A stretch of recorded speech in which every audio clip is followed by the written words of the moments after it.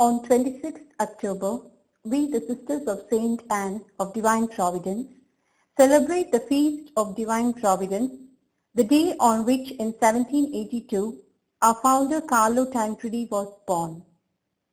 The truly wonderful protection we have constantly enjoyed from the time when our institute in a particular way was entrusted by our founders to Divine Providence is the cause of our hope and source of our strength, continuing our work of service in the Church, especially for the most needy. To these we wish to be what our sisters were who have gone before, instruments of Divine Providence.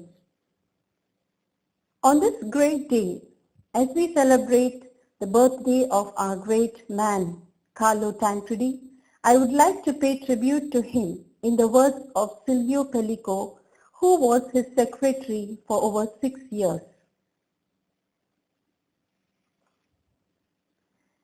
Let us honor Tancredi.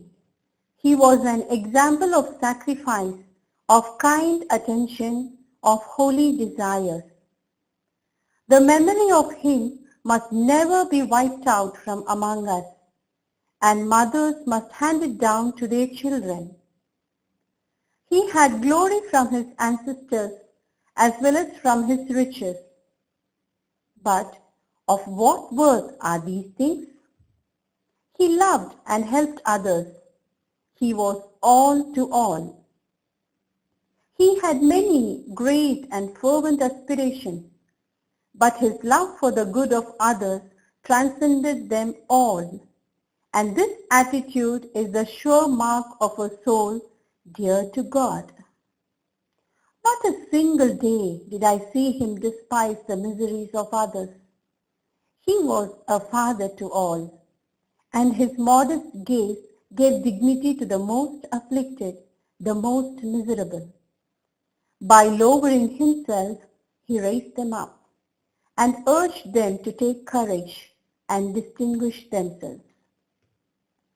In Tancredi, there was a burning fire which made his indignant soul great. I saw these things, and therefore, with greater conviction, I feel it my duty to give honor to the generous meekness of the mortal one whom I loved. In his heart, there were two attitudes, sublime disdain and still more sublime love. In his youth, he did brilliantly in his studies, excelling all his companions. But while he lived, he never fell into the temptation of boasting about anything. He did everything only for the kingdom of heaven. He offered to God all the praise given to him, considering himself nothing but an instrument of the one who created his servants from nothing. He considered it his great glory to be a servant of the Lord. Therefore, with a fraternal heart, he honored even the smallest of human creatures, and for this reason, he stretched out his hand to every person who was oppressed by sorrow. He certainly could not have gazed with a wicked look on those in whom he recognized the presence of Christ crucified.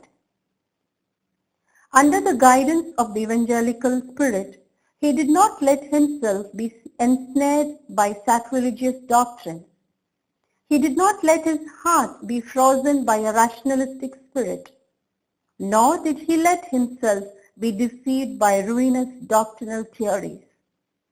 But he lived, turning continuously towards the light, not certainly towards the illusory lights of the city, but rather towards the simple light of his native land, where life runs orderly and bright because of the character of his ancestors, and he was elected many times to the Parliament of Turin. And each time he carried out his duty splendidly, where he made decisions for the common good, the laws and social works were in perfect accord. May the country always have someone equal to him in zeal for the good, in industry and fruitful ideas. It is a universal conviction that no one can excel him in virtue. Let us honor Tancredi. This is the name of a person of supreme greatness, whom the whole country loves and in whom the rulers and citizens take pride. There was not a single word or action of his which was not a blessing for the people. It is impossible for anyone to arrive at such fame without having accomplished something excellent. How can we not bless one who sought none other than the good of the citizens in every moment of his life? There was nothing dangerous or painful, no frightful diseases, no anguish of the poor where he was not an example, a help and a hope. He rushed into danger during the cruel times of cholera, and the efficaciousness of what he did is unanimously acclaimed. You are exceedingly great here in everyone's consideration, and I am not able to praise you worthily with my verses. Everyone loves you ardently as I do, and each one can attest what I can attest. Therefore, I shall not praise you, O Tancredi, but I turn a fervent prayer to you, as to an angel of God. You who have already scattered here so many benefits, scatter them even from the place of your beatitude.